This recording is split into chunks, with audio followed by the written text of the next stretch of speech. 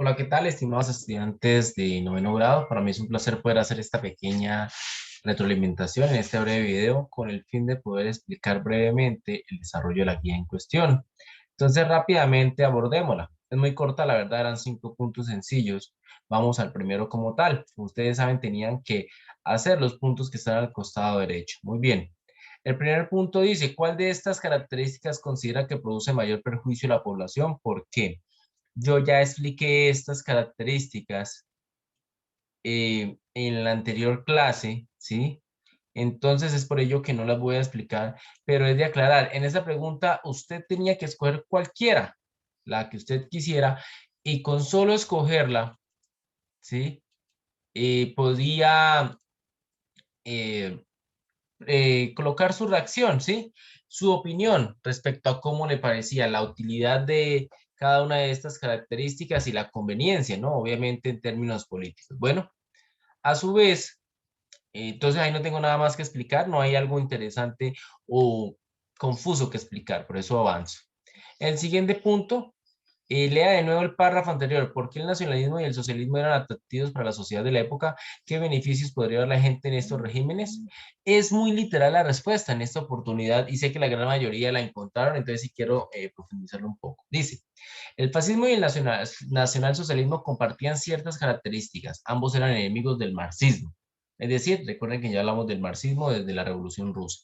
Los dos eran socialistas y nacionalistas, así ninguno de sus líderes fuera socialista, pero los remoquetes de eso, es decir, los apodos como los apelativos de socialista y nacionalista les servía a ambos para, ojo, llegar al poder.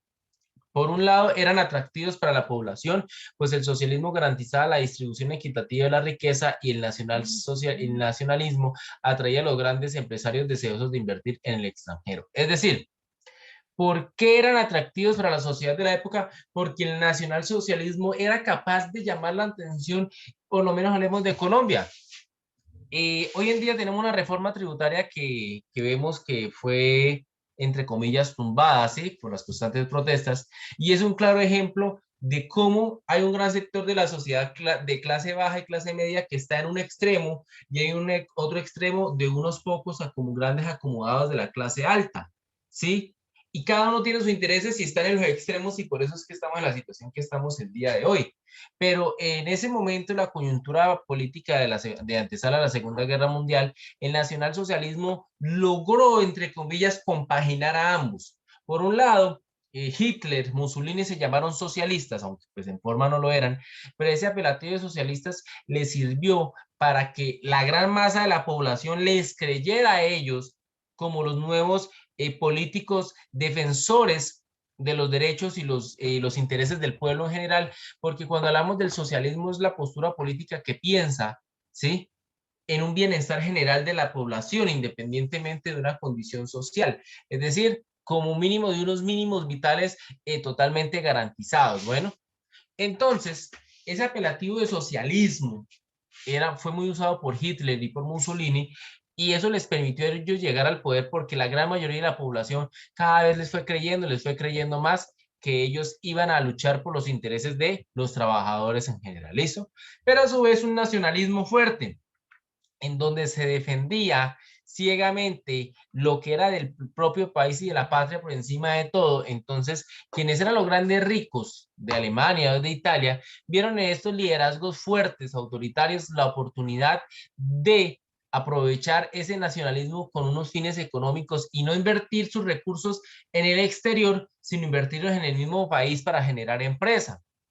Entonces vemos como ese nacionalismo les permitió tanto a Hitler como a Mussolini rápidamente volver a armar grandes fábricas y un rearme armamentístico que tuvo serias consecuencias en la Segunda Guerra Mundial. Gracias a todo el apoyo económico del sector privado, que vieron en estos líderes la oportunidad de construir fábricas sin tener que pagar mayores cosas y buenos sueldos, lograron armarse y ocasionar todo el daño que ocasionaron la Segunda Guerra Mundial. Bueno, entonces era como para profundizar este aspecto que sí lo había explicado, pero como tal no lo había tocado a profundidad, pero es bueno tenerlo claro. Bien, listo.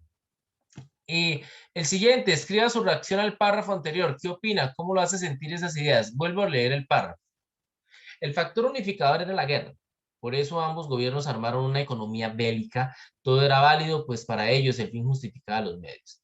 Ambas ideologías crearon sus propios mitos para exaltar la grandeza de la nación y una sola visión del mundo. Por ejemplo, en Alemania se abogaba por el mito de la pureza de la sangre y la raza aria. Ambas ideologías glorificaban el mito del más fuerte, el más débil era la escoria de la población y había que exterminarlo. Ambos líderes despreciaban a la masa del pueblo que solo obraba por instinto y por voluntad y no con la razón. Por eso el líder apelaba al subconsciente de sus interlocutores, llegando casi a hipnotizarlos y utilizaba los símbolos para manejar las multitudes en los mítines. En el caso de Hitler, la raza destructora de la cultura eran los judíos. Por ese motivo, el nazismo se caracterizó por su implacable campaña contra los judíos, el antisemitismo que comenzó en 1935. Bien, ustedes tenían que desarrollar una postura personal, también era una postura libre, pero obviamente tenían que explicar su postura.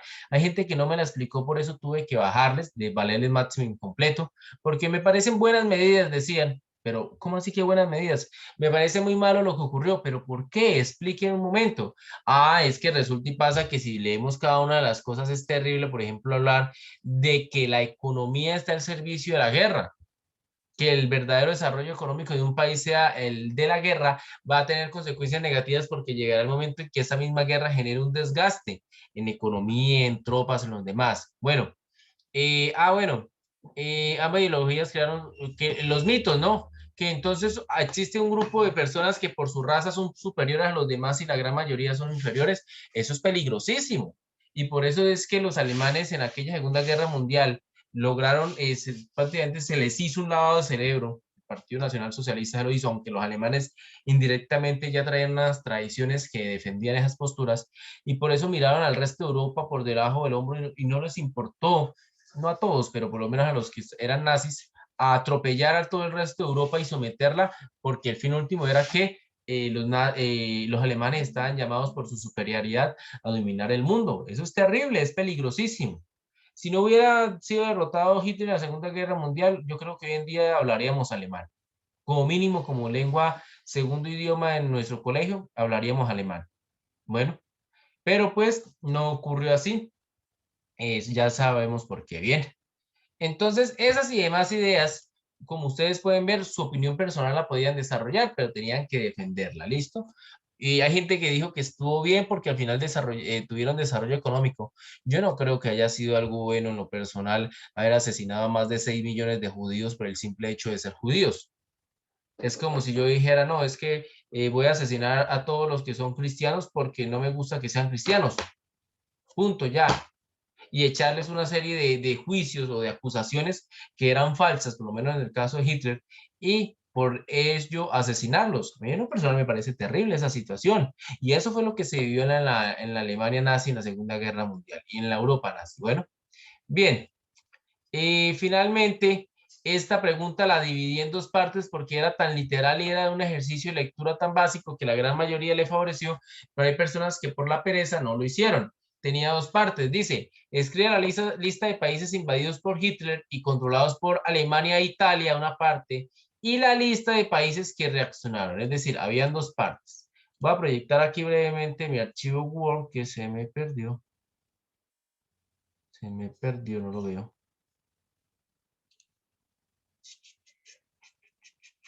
Ya.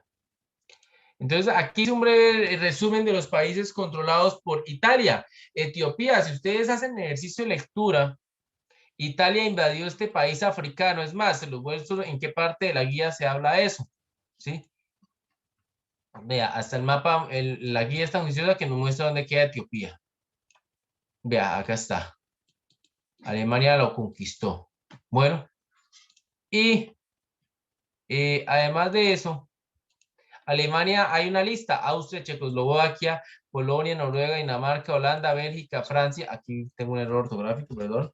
Francia. Hay personas que me escribieron que Yugoslavia existió hasta después de la Guerra Fría, o sea, perdón, de la Segunda Guerra Mundial, y fue uno de los países de la Guerra Fría. O sea, no entiendo de dónde sacaron esa información, hablar de Yugoslavia. Bueno, Y países que reaccionaron: Gran Bretaña, Francia, URSS y China. Si ustedes revisan, esto es literal, pero yo valí esto como un punto y esto como otro punto porque me pareció tan fácil separarlo para completar los 5 puntos de la guía. Bueno, entonces, con eso he explicado brevemente la guía como tal. Y para los que les interesa la lista de países, por lo menos, eh, ¿y dónde es que está hasta aquí, en este párrafo están los países que reaccionaron. Y de aquí para atrás están los países que fueron sometidos como tal por Alemania, ¿sí? Obviamente, el de Italia está al principio, ¿listo? Entonces, no siendo más, les deseo lo mejor, espero que estén muy bien, les deseo una feliz tarde, cuídense mucho. Chao, chao.